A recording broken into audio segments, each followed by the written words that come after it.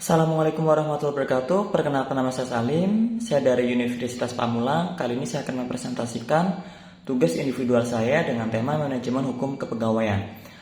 Dalam hukum kepegawaian ada beberapa hal yang harus kita bahas. Pertama adalah pola rekrutmen. Kedua adalah pengembangan karir. Ketiga adalah promosi. Keempat adalah mutasi jabatan. Serta yang kelima adalah penilaian kerja. Yang pertama adalah pengadaan atau pola rekrutmen. Nah, pola rekrutmen di sini adalah berarti aktivitas penentuan karakteristik yang diinginkan oleh pelamar, yang nantinya akan menjadi subjek aplikasi prosedur-prosedur seleksi yang dapat diartikan suatu fungsi tenaga kerja. Nah, biasanya awal kita ada perusahaan pasti kita butuh yang namanya rekrutmen pegawai atau karyawan. Nah, ini yang dimaksud dengan pola rekrutmen. Nah, di sini juga ada perbandingannya, ada 3 poin perbandingan. Pertama adalah kebijakan pengadaan PNS diatur oleh PP nomor 98 tahun 2000 tentang pengadaan PNS, yaitu dalam pasal 2 ayat 1 dan ayat 2. Nah, yang kedua, dalam Undang-Undang nomor 8 tahun 1974, JO Undang-Undang 43 tahun 1999 tentang pokok-pokok kepegawaian pengadaan diatur dalam pasal 16. Yang ketiga, sedangkan Undang-Undang nomor 5 tahun 2014 tentang aparatur sipil negara diatur dalam pasal 58 sampai 67. Nah, di sini ada tahapan pengadaan atau pola rekrutmen menurut PP nomor 98 tahun 2000 tentang pengadaan PNS. Dalam pasal 2 ayat 1, pengadaan pegawai dilakukan mulai tahap 1. Ada perencanaan, kedua pengumuman, ketiga pelamaran, terus ada penyaringan, pengangkatan CPNS, dan pengangkatan menjadi PNS. Ya, jadi ini adalah tahapan-tahapan menurut pasal 2 ayat 1 mengenai pengadaan pegawai. Seperti itu. Nah, ini tahapan pengadaan atau pola rekrutmen menurut Undang-Undang nomor 5 tahun 2014 tentang aparatur sipil negara. Ya, tahapannya sebagai berikut.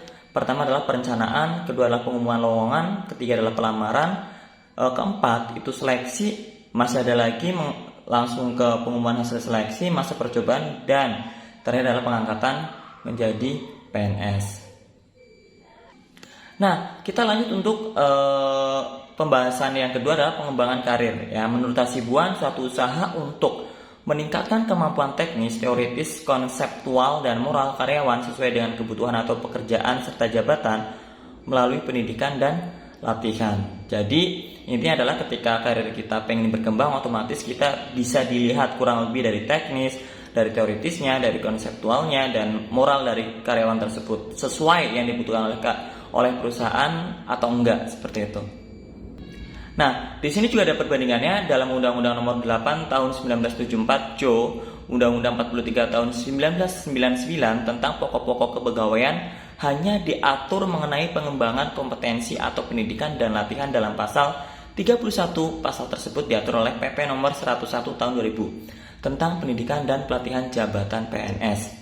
Sedangkan dalam Undang-Undang nomor 5 tahun 2014 tentang aparatur sipil negara diatur terperinci mengenai pengembangan karir serta pengembangan kompetensi pendidikan dan latihan. Pengembangan karir diatur dalam pasal 69. Nah, di sini teman-teman bisa bandingkan ya. Ada dua menurut undang-undang. Pertama menurut Undang-Undang nomor 8 dan yang kedua adalah menurut Undang-Undang nomor 5 tahun 2014. Nah, yang ketiga adalah promosi ya. Promosi dalam artian di sini adalah suatu upaya pindahnya seseorang karyawan kepada jabatan yang lebih tinggi dengan wewenang, kekuasaan, dan tanggung jawab yang lebih besar dari sebelumnya. Dan biasanya diikuti dengan penambahan gaji dan fasilitas lain yang sesuai dengan tugas baru tersebut. Yang saya tangkap di sini adalah intinya promosi tersebut. Contoh misalkan saya sebagai orang sales marketing, yang awalnya saya menjadi seorang sales dan terus saya dipromosikan menjadi seorang region manager, otomatis dari segi penghasilan, tugas, tanggung jawab itu otomatis lebih tinggi lagi. Tetapi untuk untuk tanggung jawabnya juga akan lebih besar, jauh lebih besar dibandingkan dengan tanggung jawab yang kemarin, seperti itu. Nah, di sini juga ada perbandingannya menurut Undang-Undang nomor 8 tahun 1974 JO, Undang-Undang 43 tahun 1999 tentang pokok-pokok kepegawaian. Promosi diatur dalam pasal 20. Tujuan kenaikan pangkat, otomatis pemberian kenaikan pangkat dilaksanakan berdasarkan sistem kenaikan pangkat reguler berdasarkan pada prestasi kerja, disiplin kerja, kesetiaan, pengabdian, pengalaman, dan syarat-syarat objektif lainnya. Jadi, ketika kita akan naik pangkat satu step lebih jauh dibandingkan dengan yang kemarin, otomatis kita ibaratnya dilihat dari prestasi kita, disiplin kinerja kita, kesetiaan kita terhadap perusahaan, pengabdian kita terhadap perusahaan, contoh lamanya udah berapa lama, serta pengalaman kita, dan tentunya syarat-syarat objektif lainnya. Nah, dibandingkan dengan Undang-Undang Nomor 5 Tahun 2014 tentang Aparatur Sipil Negara diatur pada pasal 72. Berdasarkan perbandingan objektif antara kompetensi, kualifikasi, dan persyaratan yang dibutuhkan oleh jabatan, penilaian atas prestasi kerja, kepemimpinan kerjasama kreativitas, dan pertimbangan dari tim penilai kinerja PNS pada instansi pemerintah tanpa membedakan gender, suku, agama, ras, dan golongan. Kalau menurut Undang-Undang Nomor 5 Tahun 2014, menurut saya itu agak lebih banyak persyaratannya ketika kita mau naik jabatan atau promosi lebih tepatnya. Nah, yang selanjutnya adalah mutasi jabatan.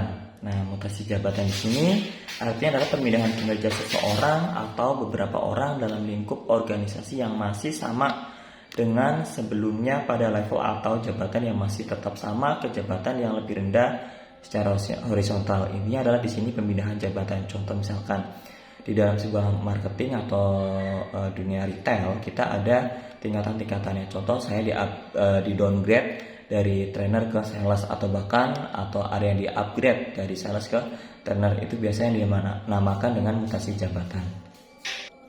Ini adalah perbandingannya Undang-Undang Nomor 8 Tahun 1974 YO, Undang-Undang 43 Tahun 1999 tentang pokok-pokok kepegawaian. Mutasi diatur dalam pasal 22. Untuk kepentingan pelaksanaan tugas kedinasan dan dalam rangka pembinaan pegawai negeri sipil, dapat diadakan perpindahan jabatan, tugas, dan atau wilayah kerja. Jadi menurut pasal 22 ini bisa disahkan kita sebagai pegawai bisa dipindahkan jabatan, tugas sesuai wilayah kerja. Yaitu contoh misalkan saya dari Tangerang dipindahkan ke Jawa Tengah. Jawa Tengahnya adalah Purwokerto, tetapi dengan jabatan dan tugas yang sama.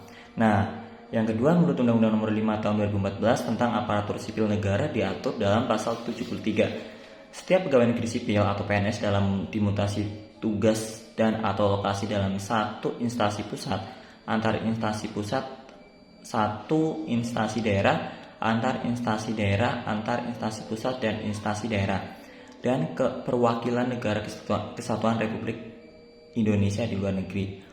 Nah, kalau di sini intinya adalah masih dalam satu daerah, masih dalam satu pusat ya, dan biasanya sebenarnya tergantung dari pegawai tersebut ya. Biasanya ada yang bisa dimutasi ke luar negeri tetapi dengan jabatan yang sama atau tugas yang sama. Selanjutnya kita ada penilaian kerja. Penilaian kerja di sini sebenarnya tergantung dari perusahaan-perusahaan tertentu ya. Ini adalah contohnya aja, ada 18%, 95%, 76%, serta 89%. Dan di sini merupakan suatu upaya dalam menilai prestasi yang tercapai maupun tidak, yang bertujuan meningkatkan suatu produktivitas karyawan maupun perusahaan. Intinya adalah semua perusahaan, semua karyawan itu ada target prestasinya, di mana kinerja seseorang bisa dilihat dari prestasi tersebut. Nah, penilaian tersebut contohnya ada di dalam PPT tersebut. Nah, untuk perbandingannya, menurut Undang-Undang Nomor 8 Tahun 1974 JO, Undang-Undang 43 Tahun 1999 tentang pokok-pokok kepegawaian, penilaian kinerja dapat dilihat pada pasal 20, yang mana bertujuan untuk lebih menjamin objektivitas dalam mempertimbangkan pengangkatan dalam jabatan dan kenaikan pangkat diadakan penilaian prestasi kerja. Sedangkan menurut Undang-Undang Nomor 5 Tahun 2014 tentang Aparatur Sipil Negara diatur lebih terperinci dan lebih jelas dalam 4 pasal, yaitu pasal 75, 76, 77, dan 100. Pada pasal 75 diatur bahwa penilaian kinerja PNS bertujuan untuk menjamin objektivitas pembinaan PNS yang didasarkan sistem prestasi dan sistem karir, seperti itu. Jadi menurut saya adalah dari masing-masing undang-undang ya, menurut Undang-Undang 8 atau Nomor 5 itu sama-sama bisa diartikan bahwasanya setiap PNS atau pegawai itu punya penilaian masing-masing. entah untuk kinerjanya, untuk prestasinya, dan untuk pengangkatan kerjanya atau mutasinya, itu semuanya ada proseduralnya. Jadi itulah menurut saya untuk tugas individu hukum administrasi negara. Cukup sekian. Selamat malam. Wassalamualaikum warahmatullahi wabarakatuh.